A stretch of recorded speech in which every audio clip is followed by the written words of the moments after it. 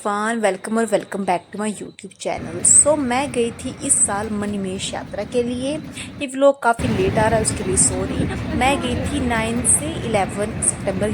तो सुबह 6:30 बजे करीब मुझे मिल गई थी बस। सो बस में करीबन 3 घंटे लगे हमें पहुंचने में। ट्रैफिक नहीं था उस वजह से, वरना काफ़ी ज़्यादा रश था इस बार तो। ये था मेन गेट चौरासी मंदिर का। यहाँ से ऊपर 5-10 मिनट का पैदल रन था। तो हम पहुंच गए थे मेन चौरासी परिसर में। यह है मेन गेट चौरासी मंदिर का। यहाँ पे काफ़ी लंबी लाइन लगी थी और लाइन में लगने के बाद करीबन 15-20 मिनट बाद हमारा नंबर आ गया, तो हमें दर्शन हो गए थे।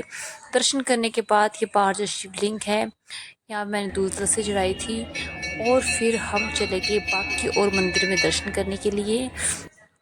टाइम की तो शॉर्टेज थी हमारे पास, बिकॉज हमने आज ही धनचो बेस कैंप तक पहुंचना था और वहाँ हमने रात को स्टे करना था।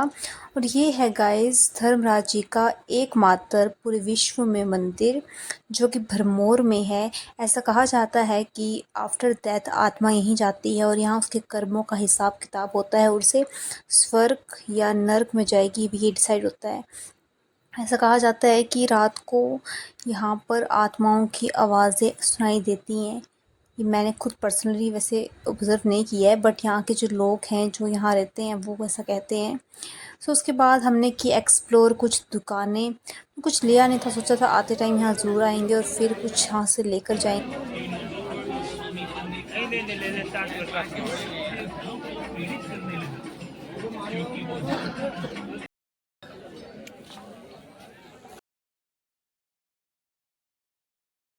चित्रगुप्त जी के मंदिर के लिए हमने पूरा 84 मंदिर ढूंढ मारा था, बट फाइनली हमें ये मिल गए थे।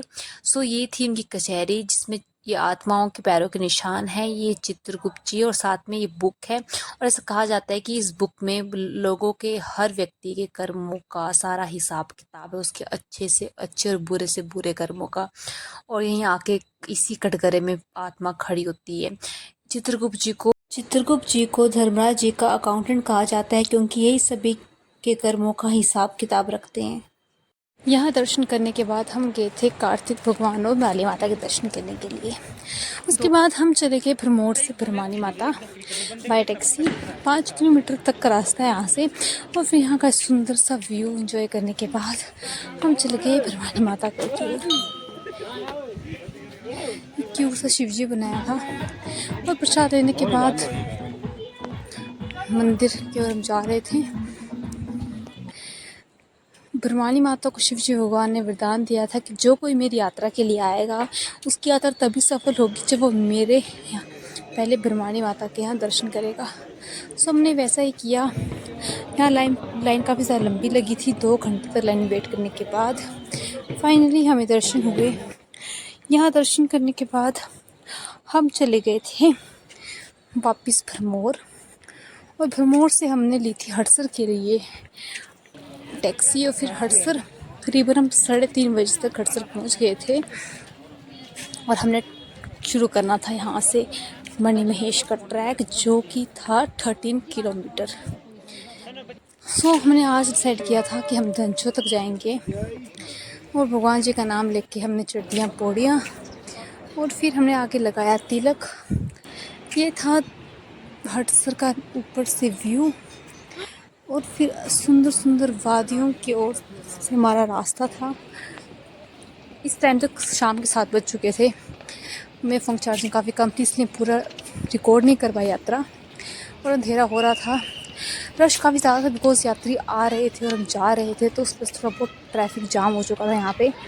सो फाइनली हम पहुँच गए थे करीबन 8 बजे के करीब धनचो बेस कैंप। यहाँ हमने रात को स्टे किया था और सुबह 6 बजे हमने शुरू की आगे की यात्रा। मौसम काफ़ी अच्छा था, बारिश नहीं लगी थी और हमने काफ़ी ज़्यादा एंजॉय किया। हम टोटल 8 जैसे आए थे और हम सिर्फ 2 जैसे रह गए थे एंड तक। बाकी सब अलग अलग रास्ते हो गए थे। कुछ धनचो से गए थे, कुछ बंदर घाटी से गए थे। धनचो वाले हमसे आगे निकल चुके थे और मैं और मेरे कज़न जा रहे थे। फिर रास्ते में काफ़ी ज़्यादा फ़ोटोज़ वीडियोज़ बनाई थी। हम पूरी यात्रा को एंजॉय करते करते हर एक स्पॉट के में मतलब एक पूरा इंजॉय कर रहे थे। हम पहुँचे धनचो वाटरफॉल्स, फिर हमने यहाँ काफ़ी सारी फ़ोटोज़ वीडियोज़ बनाई थी। और यहाँ पे करने के बाद हम चले गए, हमने यात्रा शुरू कर दी आगे की। और ये जो लोग जा रहे हैं ये डल तोड़ने वाले चेले थे और कहा था कि ये जाके डल तोड़ेंगे। तो हम और में खाली सिर्फ 1 किलोमीटर का फासला था, बट हम अपने साथियों को ढूंढ रहे थे कि कहीं मिल जाए हमें। सो हम इनके साथ तो नहीं पहुँच पाए, तो हम डल तोड़ने से 1 घंटे बाद पहुँचे थे मणिमहेश। दुख तो था मुझे कि हम डल तोड़ते नहीं देख पाए, बट क्या करना, वो ज़रूरी था वेट करना भी। सो यहाँ सुंदर सुंदर व्यू देख सकते हो गाइस आप, कितना प्यारा व्यू था। इसके बाद हमने और भी काफ़ी ज़्यादा झरने स्पॉट किए थे, जैसे एक ये भी था, ये आई गेस भैरव घाटी वाला था if I am not wrong. फिर बाकी और देख सकते हो आप कितना सुंदर व्यू है। इसके बाद हम पहुंच गए थे शिव जी भगवान के घराट। और यहाँ आज भी अगर ध्यान से सुने जाए कान लगा के तो घराट चलने की आवाज़ सुनाई देती है। और ये सब वहीं दर्शन कर रहे हैं, मुझे भी आवाज़ सुनाई दी थी घराट चलने की। उसके बाद हम पहुँच गए थे गौरी कुंड, और गौरी कुंड में स्नान करने के बाद मैंने दर्शन किए। और दर्शन करने के बाद हमने फिर यहाँ वेट किया था अपने साथियों का, बट मिला तो कोई भी नहीं था। फिर उसके बाद हम चले गए थे मणिमहेश की ओर, और हम करीबन 1-2 बजे पहुंच गए थे मणिमहेश। यहाँ पहुंच के सारी थकावट दूर हो चुकी थी, काफ़ी ज़्यादा शांति थी यहाँ पे गाइस। बस ये शांति चाहिए मुझे मेरी ज़िंदगी में। इसके बाद मैंने फ्रेंड से मांगी थी वीडियो डल तोड़ने वाली, जो मेरे पास नहीं थी। ऐसी रीत है डल तोड़ने की कि राधा अष्टमी से 1 दिन पहले डल तोड़ा जाता है। डल तोड़ने के लिए चेले एक साइड से दूसरी साइड जाते हैं डल के। उसके बाद जो है वो शाही स्नान राधा अष्टमी का शुरू हो जाता है। सो ये पूरी वीडियो तो नहीं है, छोटी सी क्लिप है, आप देख सकते हो। उसके बाद मैं गई थी डल में शिवजी भगवान के मंदिर, वहाँ मैंने बनाई थी ये वीडियो आपको दिखाने के लिए। यहाँ शिवजी भगवान की 4 मुख वाली मूर्ति।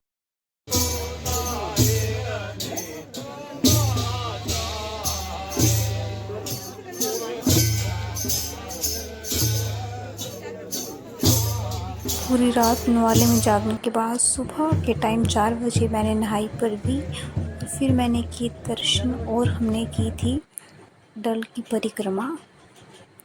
ये परिक्रमा के टाइम मैंने वीडियो बनाई थी।